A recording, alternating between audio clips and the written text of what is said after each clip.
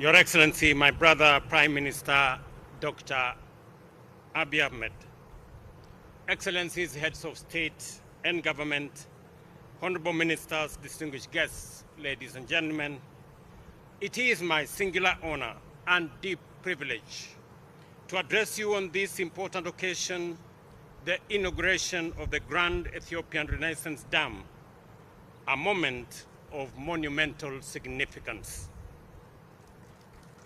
I congratulate the government and the people of the Federal Republic of Ethiopia on this historic achievement.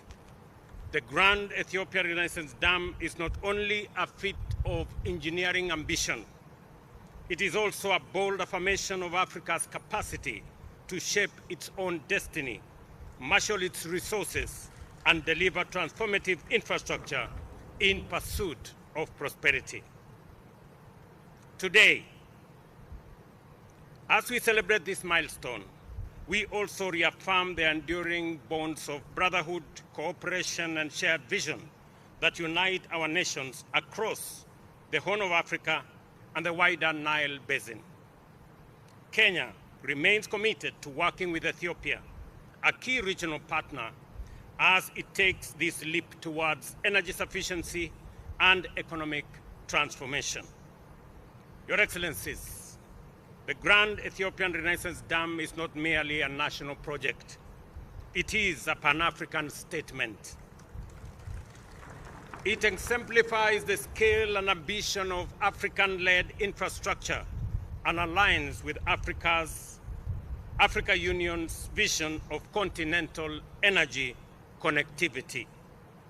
Despite Africa's vast renewable resources, the continent accounts for only 6% of global energy use, while nearly half of Africans, over 600 million people, still lack access to electricity, and close to 1 billion people also lack clean cooking solutions, with dire consequences for public health, education, and productivity. These deficits disproportionately affects women and children and hinder inclusive development. They drive up business costs, compromise hospitals and schools' operations, and constrain the life prospects of millions, particularly in rural and remote areas. Africa's energy demand is set to rise exponentially, driven by population growth and rapid urbanization. By 2030, 1 in every 5 people globally will live in our continent. Meeting that demand sustainably will require doubling current energy investments, with at least 2/3 directed towards clean energy, like the feat of engineering just behind us.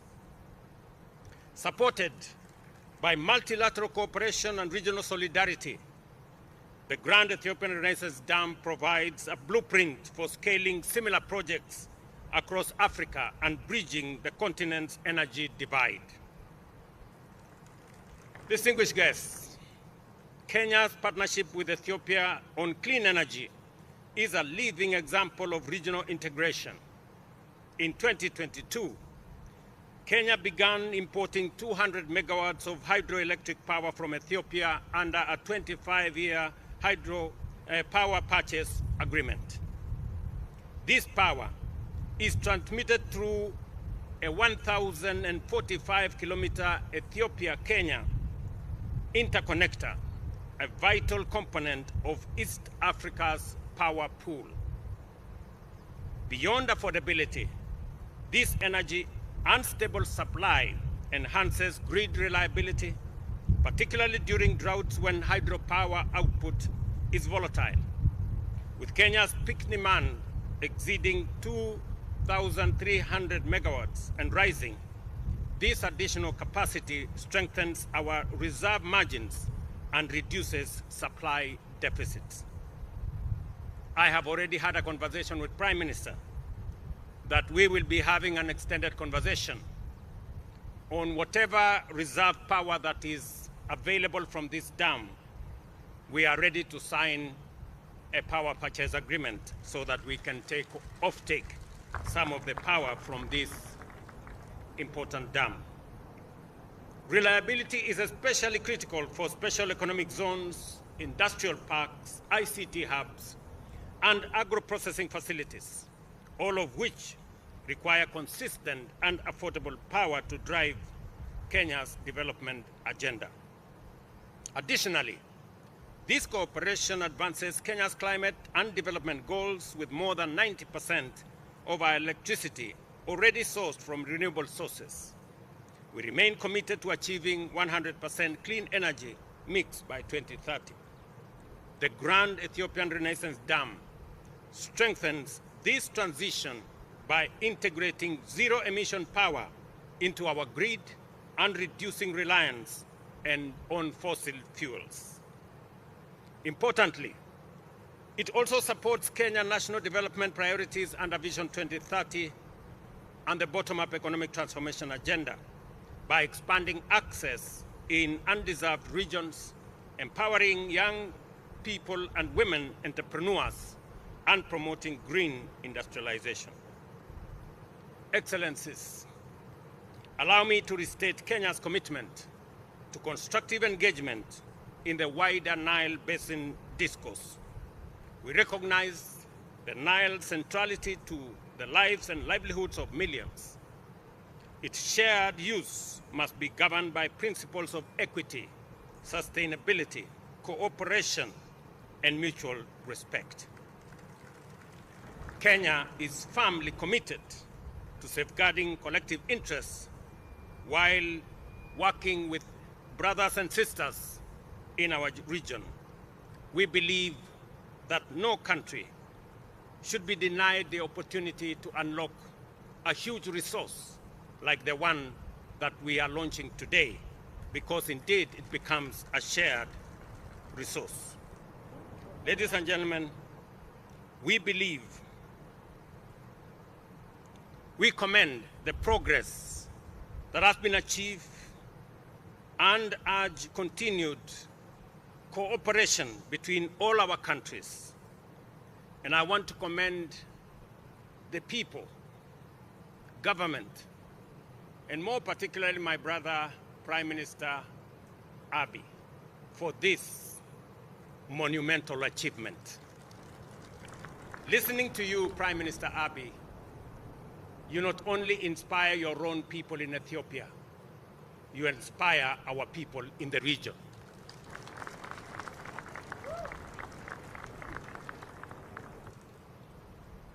Knowing very well that the sweat and blood and energy and effort and resources that have been put in the development of this dam was as a result of locally mobilized resources, money raised by Ethiopians to build this monumental project, gives us confidence of the ability of us as a people to take charge and command our own development into the future.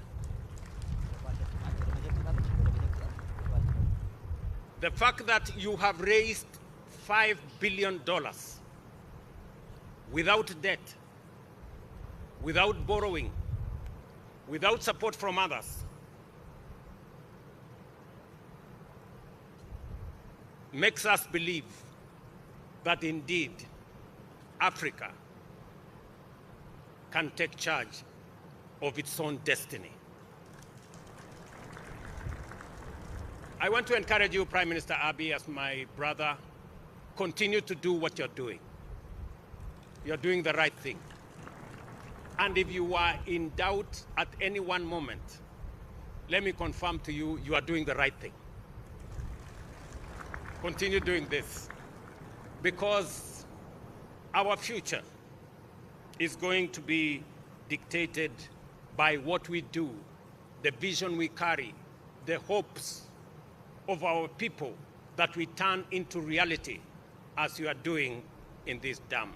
Your brothers and sisters in Kenya I will give you an example. 2 years ago, we decided that we are going to get millions of our people. In fact, 7 million of Kenyans live in slums. And we decided that we are going to give dignity to our people and we are going to build houses for them. I am happy that Ethiopia, in your vision, is going to build 1.5 million houses. We are also on that journey. Already, we have 700,000 housing units on the pipeline. We are already constructing 170,000 houses as I talk to you. And Kenyans, from their own resources, without debt, without support from others, have raised $4 billion worth of projects under the housing program. It confirms to you that what you are doing in Ethiopia is what we are doing in Kenya. And that is what we should be doing in our region. That way, we can emancipate our people from debt, from begging across borders, and take charge of our own development. This moment must remind us that the path to peace and prosperity lies in working together, not division, in partnership, not rivalry, and in unity, not isolation. Together, we can transform our region, harness our shared resources, and shape a future of dignity and opportunity for all our people. I thank you. God bless Ethiopia, and God bless our region. Thank you very much. Thank you.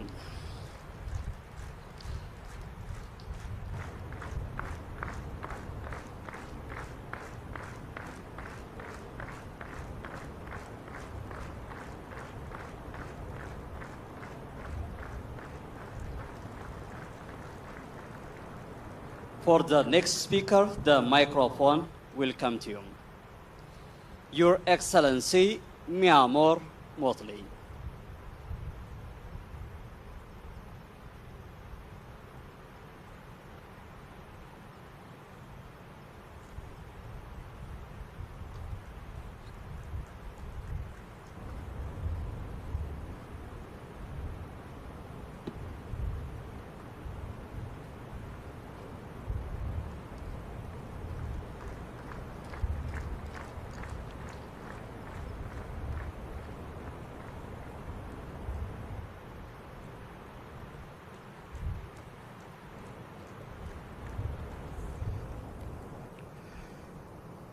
Your Excellency, Prime Minister Abiy Ahmed, my dear brother, and Mrs. Ahmed, distinguished heads of state and heads of government of Africa, distinguished guests of the people of Ethiopia.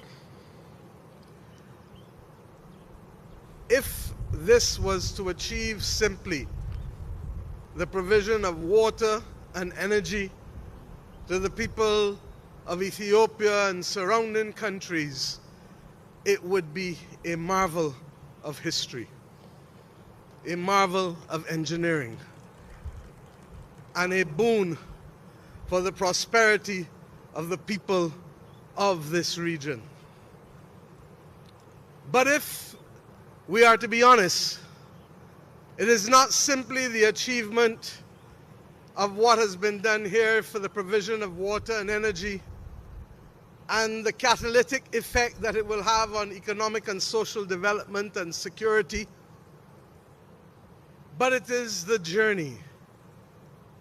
Above all else, the journey. The journey of a people who have remained proud throughout history, who have attested that the origins are here, and who have defied all attempts to keep them down. When we toured the facility in the last few hours, I turned to my brother and I said, this is the Adwa engineering feat. And I say so for those who do not know, including many from my own Caribbean community, that when the international world determined that this project was not to see the light of day, that it was not to receive the financing of companies that like to make money and therefore were usually only interested in repayments, that when that befell the people of Ethiopia, the people stood tall, and the people determined that this project was not beyond them, and that it was going to see the light of day, even if it meant that every person who could give, however small, however large, could do so, and even if it meant that it would take much longer than it would otherwise have taken to build. The people of Ethiopia stood tall and put their money where their mouth is. And $5 billion later, we have the prospect of a project that will speak not just to the prosperity and stability of the people of this country and surrounding countries, but it also speaks to what can always remain within our grips and remain possible as people of Africa and African origin. On behalf of my own country, Barbados, on behalf of the Caribbean community, on behalf of the 6th region of the Africa Union, the diaspora, I stand here today to say that you have opened our eyes and you have excited the sensibilities that we have.